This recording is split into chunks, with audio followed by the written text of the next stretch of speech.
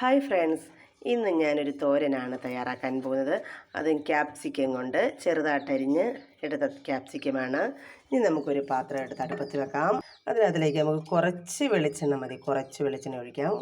നമുക്ക് കുറച്ച് കടുകും കൂടി ഇട്ട് നമ്മുടെ കടുകെല്ലാം പൊട്ടി അതിനകത്തിലേക്ക് ഞാൻ 2 ചെറിയ സവാള കനം കുറഞ്ഞ് ചെറുതായിട്ടാണ് ഇങ്ങനെ അരിഞ്ഞ് വെച്ചിരിക്കുന്നതാണ്.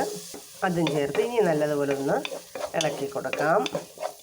ഇനി നമുക്കിതിനകത്തിലേക്ക് കുറച്ച് ഉപ്പിട്ട് കൊടുക്കാം. ഇനി ഇത് നല്ലതുപോലെ ഒന്ന് ഇളക്കി കൊടുക്കണം. ഈ സവാള ഒന്ന് വാടി വരണം. ഇതിനകത്തിലേക്ക് നമുക്ക് 2 തണ്ട് കറിവേപ്പില ഇടാം.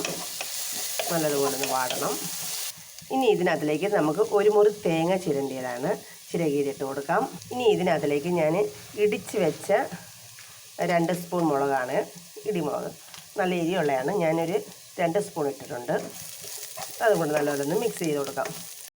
ഇനി ഇതിനകത്തിലേക്ക് നമുക്കൊരു 1/4 സ്പൂൺ മഞ്ഞൾപ്പൊടി ഇട്ട് കൊടുക്കാം. അതും നല്ലതുപോലെ ഇതായിട്ടുണ്ട്. ഇനി നമുക്ക് ക്യാപ്സിക്കം ഇട്ട് കൊടുക്കാം.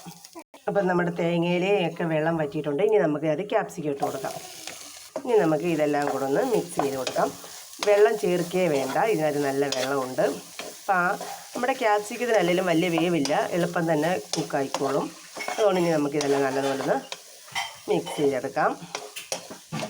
ഇനി നമുക്കിതൊന്ന് അടച്ച് വെച്ചൊന്ന് വേവിക്കാം. നമുക്ക് ഇടയ്ക്ക് വെച്ചൊന്ന് തുറന്ന് കൊടുത്ത് ഒന്ന് ഇളക്കണം. 2-3 വട്ടം ഞാനിപ്പം ഇളക്കി, ഇപ്പോൾ 2-3 വട്ടം ഇളക്കി ഉപ്പൊക്കെ ഇട്ട് കൊടുത്തിട്ടുണ്ട്. നമ്മൾ ഇടയ്ക്ക് നോക്കണം. അങ്ങനെ നമ്മുടെ ക്യാപ്സിക്കം തോരൻ ഇവിടെ റെഡി ആയിട്ടുണ്ട്.